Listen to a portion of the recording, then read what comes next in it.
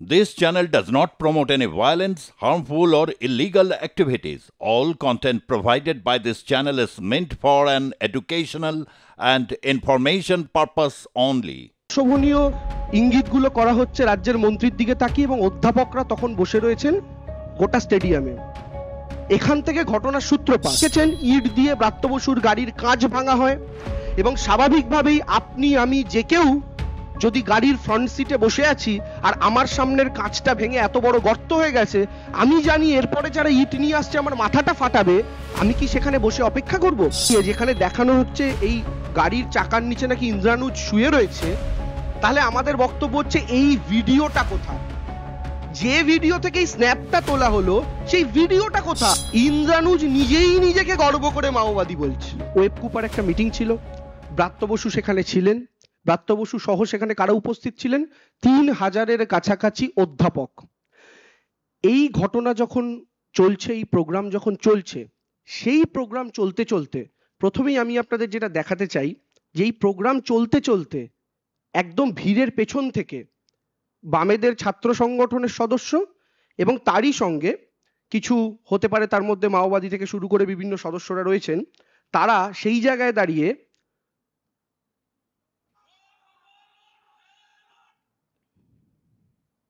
আপনারা যদি দেখেন, আপনারা দেখবেন অশোভনীয় ইঙ্গিত করা হচ্ছে রাজ্যের মন্ত্রীর দিকে তাকিয়ে। রাজ্যের মন্ত্রীর দিকে আঙুল তুলে তাকে বিভিন্ন রকম আঙুল দেখানো হচ্ছে, যেগুলো অশোভন, যেগুলো বলা যায় না, যেগুলো দেখানো যায় না। এখান থেকে ঘটনার সূত্রপাত। আমি আরো আরেকবার যদি ভিডিওটা আপনাদের জন্য চালিয়ে দিই, আপনাদের আমি ভিডিওটা পরবর্তীকালে দিয়ে দেবো, সেখানে আপনারা দেখতে পাবেন এই অশোভনীয় ইঙ্গিতগুলো করা হচ্ছে রাজ্যের মন্ত্রীর দিকে তাকিয়ে, এবং অধ্যাপকরা তখন বসে রয়েছেন গোটা স্টেডিয়ামে। এখান থেকে ঘটনার সূত্রপাত। এই কাজ যখন তারা শুরু করলেন, এই কাজ করার পর আস্তে আস্তে তারা অগ্রসর হতে থাকলেন স্টেজের দিকে। আমাদের অধ্যাপক, তাদের মধ্যে আমাদের মুখপাত্র প্রদীপ্ত মুখোপাধ্যায়, তিনি তাদেরকে বোঝাতে গেলেন, ভাই আমাদের প্রোগ্রামটা আমাদের করতে দাও। এবং এই বোঝানোটা তার কাল হলো, তাকে মারধর করা হলো, ধাক্কাধাক্কি করা হলো। আমার একটা সহজ প্রশ্ন সিপিএম এর বন্ধুদের কাছে, এসএফআই এর দাদা ভাইদের কাছে, বোনেদের কাছে, বন্ধুদের কাছে, আজ থেকে কয়েক বছর আগে, কয়েক দশক আগে, যখন তৃণমূল কংগ্রেসেরই কোনো এক প্রাক্তন নেতার বিরুদ্ধে কোনো এক শিক্ষক বা শিক্ষিকার সঙ্গে খারাপ ব্যবহারের অভিযোগ উঠেছিল, আপনাদের সেই জগ ছুঁড়ে মারা এপিসোড আপনাদের প্রত্যেকের, সেটা নিয়ে খুব আলোচনা হয়েছিল, অত্যন্ত নিন্দনীয় ঘটনা। সেই ঘটনাটা নিয়ে আজও আমাদের বিরোধীরা 10 বছর 15 বছর পরেও আলোচনা করেন। কিন্তু আজকের দিনে দাঁড়িয়ে আমাদের বিরোধীদের, বিশেষ করে এসএফআই এর সদস্য বা মোহাম্মদ সেলিম থেকে সুজন চক্রবর্তী, তাদের কাউকে অধ্যাপকদের হেনস্থা করা, তাদেরকে মারধর করা নিয়ে একটা কথা বলতে শুনছি না। যে কাজ আরাবুল ইসলাম করেছিলেন সেই সময় নিন্দনীয় ছিল, সেই সময় সমালোচনা হয়েছিল। আজকে একই ঘটনায় এসএফআই এর গুন্ডারা যখন বিশ্ববিদ্যালয়ের ভেতর একই কাজ করলো, অধ্যাপকদের গায়ে হাত তুললো, তখন এটা নিয়ে আমার সিপিএম, এসএফআই এবং অন্যান্য বামপন্থী সংগঠনের বন্ধুরা চুপ কেন? এটা আমাদের প্রশ্ন থাকলো। এর পরবর্তীকালে আমাদের সকলকে, আপনারা জানেন, মারধর করা হলো, ব্রাত্য বসুর গাড়িকে ঘিরে ধরা হলো, এবং ব্রাত্য বসুর গাড়িকে যখন ঘিরে ধরা হলো তখন স্পষ্ট ভিডিওতে আপনারা প্রত্যেকে দেখেছেন, এটা বলা হচ্ছে ইট নিয়ে আয়, ইট নিয়ে আয়, চার্জ কর, চার্জ কর। এবং এটার পর আপনারা প্রত্যেকে দেখেছেন ইট দিয়ে ব্রাত্য বসুর গাড়ির কাঁচ ভাঙা হয়, এবং স্বাভাবিকভাবেই আপনি আমি যে কেউ যদি গাড়ির ফ্রন্ট সিটে বসে আছি আর আমার সামনের কাঁচটা ভেঙে এত বড় গর্ত হয়ে গেছে, আমি জানি এরপরে যারা ইট নিয়ে আসছে আমার মাথাটা ফাটাবে, আমি কি সেখানে বসে অপেক্ষা করব? অনেকে প্রশাসনের কথা বলছেন, পুলিশ কি যাদবপুর ইউনিভার্সিটির ভেতরে ঢুকবে? আর যাদবপুর ইউনিভার্সিটির ভেতরে পুলিশ ঢোকানি 2014 সালে একটা হোক কলরবের মতো আন্দোলন দাঁড়িয়ে গিয়েছিল, সেই ইতিহাস আমরা প্রত্যেকে জানি। আবার যারা পুলিশের কথা বলছেন, এখানে তো পুলিশের কোনো রোল নেই, এবং এখানেই ব্রাত্য বসু অভিভাবক সুলভ আচরণ করেছেন, তিনি কিন্তু পুলিশ ডাকেননি। প্রাণের সংশয় হতে পারে এবং হচ্ছে জানার পরেও এতগুলো তৃণমূল পন্থী অধ্যাপক সংগঠনের সদস্যদের, অধ্যাপকরা এখানে রয়েছেন, তাদের প্রাণ সংশয় জানার পরও তারা কেউ, ইনক্লুডিং ব্রাত্য বসু, তারা কেউ কিন্তু পুলিশ ডাকেননি, নিজেরা ওখান থেকে বেরিয়ে গিয়েছেন, এবং স্বাভাবিকভাবেই, স্বাভাবিক মানব সত্তা অনুযায়ী বেরিয়ে গিয়েছেন। এটার মধ্যে অবাক হওয়ার কিন্তু কোনো কিছু নেই। এখন বিষয়টা হচ্ছে, এই গোটা ঘটনাটাকে কেন্দ্র করে একটা ছবি যেটা সর্বত্র দেখানো হচ্ছে, এই ছবিটা সর্বত্র দেখানো হচ্ছে, এবং বিশেষ করে আমাদের সিপিএম এর বন্ধুরা, যেটা নিয়ে আমি গতকালকে ভিডিও করেছিলাম, এবং আমার সেই ভিডিওর অন্য অংশ নিয়ে অন্যরকম বিশ্লেষণ করেছেন বামপন্থী বন্ধুরা। এসএফআই এর আমার প্রিয় দাদা সৃজন দা প্রেস মিট করেছে দেখছিলাম। আচ্ছা, আমাকে একটা কথা বুঝিয়ে দিন, এসএফআই এর দাদাদের কাছে আমার অনুরোধ, আমার প্রিয় সৃজনদার কাছে আমার অনুরোধ, যিনি প্রেস মিট করছিলেন, আমার ভিডিওর বক্তব্য ছিল এই ছবিটি আপাতভাবে দেখে মনে হচ্ছে সত্যি নয়। কেন মনে হচ্ছে তার কয়েকটা কারণ আমি আপনাদের বলি। এই ছবিটা আপনারা স্পষ্ট দেখতে পাচ্ছেন যে একজন স্করপিওর সামনে চাকার নিচে ঢুকে রয়েছে। এখন কয়েকটা বক্তব্য। প্রথম, ওই দিন কোনো স্টিল ছবি তোলা হয়নি। যে কটা ভিডিও বা ছবি আপনি আমি প্রত্যেকে পেয়েছি, প্রত্যেকটা ভিডিও থেকে নেওয়া, ভিডিও পজ করে নেওয়া তার স্ন্যাপ। এটাও ভিডিও থেকে নেওয়া স্ন্যাপ। এই যে ভিডিও থেকে নেওয়া স্ন্যাপ, তাহলে ভিডিও থেকে যে স্ন্যাপটা নিয়ে যেখানে দেখানো হচ্ছে এই গাড়ির চাকার নিচে নাকি ইন্দ্রানুজ শুয়ে রয়েছে, তাহলে আমাদের বক্তব্য হচ্ছে এই ভিডিওটা কোথায়? যে ভিডিও থেকে এই স্ন্যাপটা তোলা হলো সেই ভিডিওটা কোথায়? গতকাল সৃজন দ্বারা প্রেস মিট করে যে ভিডিওটা দেখিয়েছেন সেটা গাড়ির ব্যাক সাইডের ভিউ, এবং সেখানে যে কেউ পড়ে যাচ্ছে, সে পড়ে সাইডে চলে যাচ্ছে না কোন দিকে চলে যাচ্ছে বোঝা যাচ্ছে না। সেটা একমাত্র বোঝার উপায় ফ্রন্ট ভিউ থেকে। যে ফ্রন্ট ভিউয়ে স্ক্রিনশট তারা ভাইরাল করেছেন, তো যেখান থেকে এই স্ক্রিনশটটা, যে ভিডিও থেকে আপনারা এক্সট্রাক্ট করেছেন, সেই ভিডিওটা কোথায়? এটা যতক্ষণ না আমাদের কাছে আসছে আমরা তো এটাকে সত্যি বলে মনে করতে পারবো না। এটাই স্বাভাবিক, কারণ সব ভিডিও অ্যাভেলেবেল মার্কেটে। আপনারা প্রেস মিট করে করে সব ভিডিও দেখাচ্ছেন, শুধু এই ভিডিওটা দেখাতে পাচ্ছেন না। দেখিয়ে দিন, তাহলে বুঝবো সত্যি হয়তো কোনো ঘটনা ঘটেছে, ঘটে থাকতেই পারে তাড়াহুড়োর মধ্যে, কিন্তু দেখিয়ে দিন। এক নম্বর কথা। দু নম্বর কথা, স্বাভাবিক বুদ্ধি সম্পন্ন যে কেউ তারা যদি এই ছবির দিকে তাকান, স্বাভাবিক বুদ্ধিতে বিবেচনা করেন, তাহলে একটা এত বড় গাড়ি, এবং এখানে যদি এটা সত্যি ইন্দ্রানুজ হয়, সে আড়াআড়ি ভাবে চাকার তলায় শুয়ে রয়েছে। এই চাকার তলায় শুয়ে থাকার পর এসএফআই বলছে ব্রাত্য বসুর গাড়ি চাপা দিয়ে চলে গিয়েছে। চাপা দিয়ে এই শব্দটা তারা ব্যবহার করছে। আচ্ছা, আপনারা কেউ বিশ্বাস করেন? যদি এত বড় একটা গাড়ি এরকম আড়াআড়ি শুয়ে থাকা একটা মানুষের ওপর, লম্বালম্বি হলে আমি তাও মানতে পারতাম যে ওপর দিয়ে গাড়িটা বেরিয়ে চলে গেছে, তার নাকে চোখে মুখে চোট লেগেছে, কিন্তু আড়াআড়ি সে শুয়ে রয়েছে, তার উপর দিয়ে এত বড় একটা গাড়ি গিয়েছে, তারপরেও সেই ব্যক্তির শুধুমাত্র চোখে চোট লেগেছে। এটা কি করে সম্ভব? কোন অঙ্কে সম্ভব? এটা আমাদের একটু এসএফআই এর বন্ধুরা আরেকটা প্রেস মিট করে বুঝিয়ে দিন না, একটু উত্তর দিন না, সামনে আসুন না। একজন মানুষের ওপরে গোটা এত বড় গাড়ি চড়ে যাওয়ার পর কি করে সম্ভবপর হতে পারে সেই মানুষটার কেবলমাত্র চোখে চোট লেগেছে? এবার তারা বলছেন যে চোখের ওপর দিয়ে টায়ার চলে গেছে। আচ্ছা, আমার একটা কথা বলুন, যদি চোখের ওপর দিয়ে টায়ার যেতে হয়, স্বাভাবিক বুদ্ধিতে যেটা বলে, আমাদের চোখকে টায়ারকে টাচ করতে হলে তার আগে কমপক্ষে নাকের হাড়, কপালের হাড় এবং গালের এই উঁচু অংশের হাড়কে ভাঙতেই হবে, কারণ চোখ এই তিনটের মাঝখানে অবস্থিত। কিন্তু তার কি নাকের হাড় ভেঙেছে, কপালের হাড় ভেঙেছে, গালের হাড় ভেঙেছে? না। আমি লাস্ট তার যা ছবি দেখলাম, তার চোখে কিছু ইনজিউরি অবশ্যই হয়েছে, এবং তার এই জায়গাটা করে কিছু কেটে গিয়েছে, সেলাই পড়েছে। তার চোখের ওপর থেকে টায়ার চলে গেলে মাথা তো থেতো হয়ে যাওয়ার কথা, কিন্তু শুধু চোখে চোট লেগেছে। তার মানে চোখের ওপর দিয়ে টায়ার যাওয়ারও গল্প সত্য নয়, বডির ওপর থেকে গাড়ি যাওয়ারও গল্প সত্য নয়। তাহলে এই মিথ্যাচারটা আমাদের সিপিএম এর বন্ধুরা এই ছবিটা মার্কেটে ছড়িয়ে কেন করলেন, এটাই আমরা আগের দিন জানতে চেয়েছিলাম বিভিন্ন ভিডিওর মাধ্যমে। দ্বিতীয় কথা, এই ছেলেটিকে, ইন্দ্রানুজ বলে যে ছেলেটি আহত হয়েছে, সেই ছেলেটিকে আমরা মাওবাদী বলছিলাম বলে অনেকেই আমাদের বিরোধী রাজনৈতিক মনোভাবাপন্ন মানুষ বলছিলেন যে কোনো ছাত্রকে এভাবে মাওবাদী বলে দাগিয়ে দেওয়া ঠিক নয়, ইত্যাদি ইত্যাদি। দেখুন, আমরা তাকে মাওবাদী বলছি না, এটা হচ্ছে ইন্দ্রানুজের ফেসবুক পোস্ট।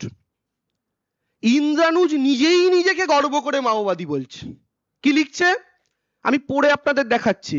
লাল সেলাম কমরেড বিবেক, আচ্ছা পোস্টটা হচ্ছে তার, ইন্দ্রানুজ রয়, 12ই জুন 2023।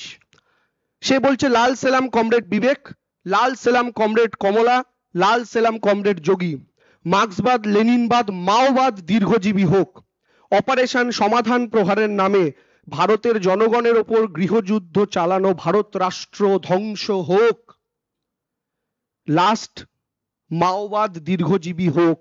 এটা কার পোস্ট? ইন্দ্রানুজের নিজের পোস্ট। সে বলছে মাওবাদ দীর্ঘজীবী হোক, তো মাওবাদের দ্বারা যে পরিচালিত সে তো মাওবাদী। এটা তো জলের মতো স্বচ্ছ, এটাতে বিতর্কের কি অবকাশ আছে? এবং এই ব্যক্তিকে যে ঘোষিত মাওবাদী তার প্রতি আমি দেখতে পাচ্ছি সিপিএম এর নেতারা, করতেই পারেন, একজন অসুস্থ হয়েছে তাকে দেখতে যাবো, আমাদের ব্রাত্য বসু তো তার ফ্যামিলিকে ফোন করে খোঁজ খবর করেছেন, সেটা কোনো ব্যাপার না, এটা মানবিকতার কাজ। কিন্তু আমি যদি এটা নিয়ে এই প্রশ্নটা করি উল্টো দিক থেকে, উল্টো অ্যাঙ্গেলে, যে এসএফআই আজকে মাওবাদীদের সঙ্গে মিশে গিয়ে যাদবপুরে অধ্যাপকদের পেটাচ্ছে, তৃণমূলের ইউনিটের সভাপতি কিশলয়, যে আমাদের আইটিরও স্টেট কমিটি সেক্রেটারি, তাদেরকে পেটাচ্ছে, আগুন জ্বালাচ্ছে, সেই ইন্দ্রানুজ এই এসএফআই সম্পর্কে যাদবপুরের কি বক্তব্য রেখেছিল, এটা আপনাদের প্রত্যেকের শোনার দরকার আছে বলে আমার মনে হয়। আপনাদের সবার জন্য ইন্দ্রানুজ এসএফআই সম্পর্কে কি বলেছিল সেটা একটু শুনে নিন। যখন নাকি আইসিসি রিস্ট্রাকচারিং এবং ইলেকশনের ডেট নিয়ে মিটিংটা শুরু হয়, তখন প্রথমে এসএফআই থেকে 3জন কর্মী নিয়ে ঢুকে যায়, যদি একজন করে আসার কথা ছিল। সমস্ত সংগঠনের প্রতিনিধিদেরকে আটকে দেয় এবং তালা মেরে তারা বাইরে থেকে হুমকি দিতে থাকে যে তোদের লাশ ফেলে দেবো, এবং তালা মেরে তারা বাইরে থেকে হুমকি দিতে থাকে যে তোদের লাশ ফেলে দেবো, এবং তালা মেরে তারা বাইরে থেকে হুমকি দিতে থাকে যে তোদের লাশ ফেলে দেবো। যারা নিজেদেরকে মুক্ত চিন্তার ধারক বাহক বলেন, তারা বিপরীত চিন্তার কাউকে প্রবেশ করতে দিতে চান না।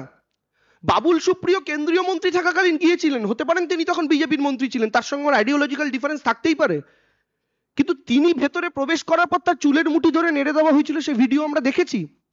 রাজ্যপাল যাওয়ার পরও তার সাথে কি ব্যবহার করা হয়েছিল আমরা দেখেছি। ব্রাত্য বসু যাওয়ার পরও তার সাথে কি ব্যবহার করা হয়েছে আমরা দেখেছি। আমাদের বক্তব্য হচ্ছে আমরা অন্য কোনো স্বর শুনতেই রাজি হচ্ছি না আমাদের ক্যাম্পাসের ভেতরে, অথচ নিজেদের মুক্ত চিন্তার প্রচারক বলে দাবি করছি। How is it possible? এটা কি করে চলতে পারে? আপনি অন্য মতের কাউকে ঢুকতে দেবেন না, কাউকে রাজনীতি করতে দেবেন না। আজকে ওই পজিশনে দাঁড়িয়ে এবার আমার বক্তব্য আরেকটা মিথ্যাচার সিপিএম এর। তারা বলছে যে ব্রাত্য বসুর থেকে বারবার আমরা সময় চাইছিলাম, আমরা কিছু বলতে চাইছিলাম, কিন্তু আমাদের বলতে দেওয়া হচ্ছিল না, আমাদের কথা শোনা হচ্ছিল না। তাহলে এটা কি কমরেড? যদি ব্রাত্য বসু আপনাদের কথা শুনে নাই থাকে, আপনাদের এসএফআই নেতাদের থেকে স্মারকলিপি গ্রহণ করছেন ব্রাত্য বসু যাদবপুর চত্বরে, এই ছবিগুলো কোথা থেকে এলো? তার মানে ব্রাত্য বসু আপনাদেরকে সময় দিয়েছিল, আপনারা স্মারকলিপি দিয়েছিলেন। এই যে দুজনকে দেখা যাচ্ছে, আমি যতদূর জানি, আমি যদি খুব ভুল নয়, এসএফআই এর নেতা বা অন্য কোনো বাম সংগঠনও হতে পারেন, মোট কথা এসএফআই খুব সম্ভবত, তারা স্মারকলিপি দিয়েছেন, ব্রাত্য বসু সেটা গ্রহণ করেছে। তাহলে ব্রাত্য বসু স্মারকলিপি গ্রহণ করলেন, তারপরে তার গাড়ির কাঁচ ভাঙা হলো। এইটা একটু যুক্তি সহকারে একটু বুঝিয়ে দেবেন আমার এসএফআই এর বন্ধুরা, আমার যাদবপুরের মাওবাদী বন্ধুরা, আমার যাদবপুরের আক্রমণকারী বন্ধুরা, যে ব্রাত্য বসু তাহলে অন্যায় কি করেছে, এবং আপনারা তাহলে এই মিথ্যাচারটা করলেন কেন? ব্রাত্য বসু আপনাদের সময় দেয়নি, এটাও আরেকটা মিথ্যাচার সিপিএম এর এবং এসএফআই এর এবং যাদবপুরের অন্যান্য যে সংগঠন আছে তাদের, যেটা আরেকটা জিনিসও প্রকাশ্যে চলে আসছে। আমাদের একটা জিনিস ভেবে দেখার দরকার আছে যে সিপিএম এর সঙ্গে এই মুহূর্তে এই যে মাওবাদীদের ঘনিষ্ঠতা, যারা 1.5 মাস আগে, এবং ইন্দ্রানুজের আমি যে বক্তব্যটা শোনালাম এসএফআই সম্পর্কে, কিন্তু বেশি পুরনো না, 1.5 থেকে 2 মাস আগের বক্তব্য, যে বলছে এসএফআই তাদের লাশ ফেলে দেওয়ার হুমকি দিচ্ছে এবং পাল্টা তারাও বিভিন্ন রকম হুমকি দিয়েছেন। আমাদের বক্তব্য হচ্ছে এই সিপিএম এর হঠাৎ করে এই পরিবর্তনটা কেন? এখন তারা হঠাৎ করে মাওবাদীদের ঘনিষ্ঠ হচ্ছে। কয়েক মাস আগে নৈহাটির উপনির্বাচনে সিপিআই এমএলএ এর সাথে তারা জোট করছে।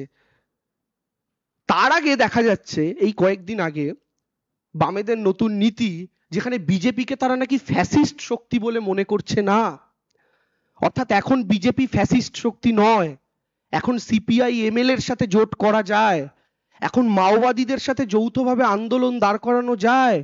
সিপিএম এর হলোটা কি? শূন্য হয়ে যাওয়ার পর কি আদর্শগত জায়গা থেকেও সম্পূর্ণভাবে বিচ্যুতি ঘটে গেল? যেটা কংগ্রেসের সাথে জোট করা দিয়ে শুরু হয়েছিল 2016 বিধানসভা নির্বাচনে, আজকে মাওবাদীদের সঙ্গে হাত মেলাতে হচ্ছে, বিজেপিকে ফ্যাসিস্ট শক্তি নয় বলতে হচ্ছে। এই জায়গা থেকে দাঁড়িয়ে আমাদের একটা বক্তব্য, যে আমাদের বক্তব্য কোথাও গিয়ে কিন্তু as a university, as a institute যাদবপুরের বিরুদ্ধে নয়। আমরা যাদবপুরকে নিয়ে প্রত্যেকে গর্বিত।